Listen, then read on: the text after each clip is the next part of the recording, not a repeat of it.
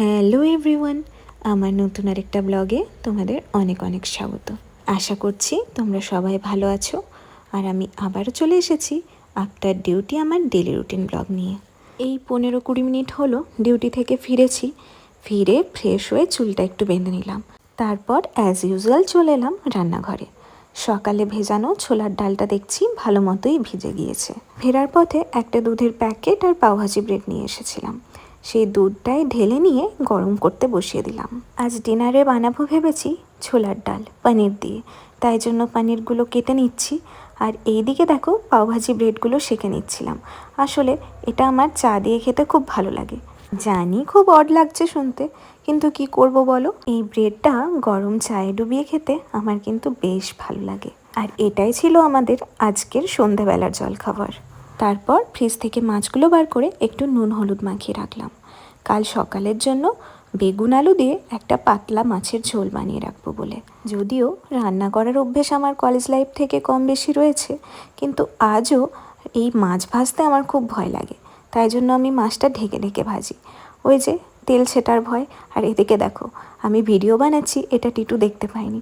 ও এসে মজা করে আমি একটা কিছু বলছিল, তারপর যখন শুনলো ও ভিডিওতে ক্যাপচার হয়েছে, আমাকে বলছে এখনই তোকে এটা ডিলিট করতে হবে। আমি তো সেই মুহূর্তে ওকে শান্ত করার জন্য বলে দিয়েছিলাম ঠিক আছে আমি পরে ডিলিট করে দেবো, কিন্তু এখন এটা এডিট করার সময় ভাবলাম রেখেই দিই। জানি না পরে ভিডিওটা দেখে ওর রিয়াকশান কীরকম হবে, সেটাও কিন্তু তোমাদের সাথে শেয়ার করব নেক্সট ভিডিওতে। তোমাদের সাথে কথা বলতে বলতে ছোলার ডাল কিন্তু আমার বানানো হয়ে গিয়েছিল, আর এদিকে মাছের ঝোলও প্রায় অলমোস্ট কমপ্লিট হয়ে এসেছে। এখন রান্নাঘরের কাজ শেষ করে রান্নাঘর পরিষ্কার করে চলে এলাম বেডরুমে।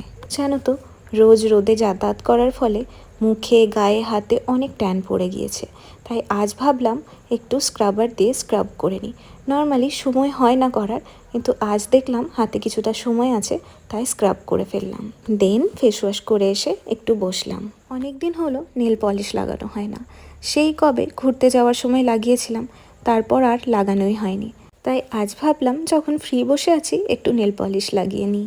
আর এই নেল পলিশের কালেকশন আমার কাছে বেশ অনেকগুলোই রয়েছে, কিন্তু কেন জানি না বারে বারে আমি ঘুরে ফিরে সেই কয়েকটা কালারই লাগাই।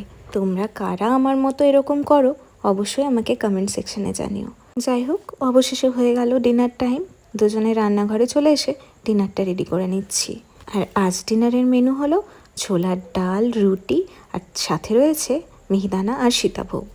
আমরা দুজনেই আবার কেউ মিষ্টি ছাড়া রুটি খেতে পারি না, তাই সারাদিন না খেলেও রাতে ডিনারের সাথে আমাদের কোনো না কোনো মিষ্টি থাকবেই। যাই হোক, ডিনার রেডি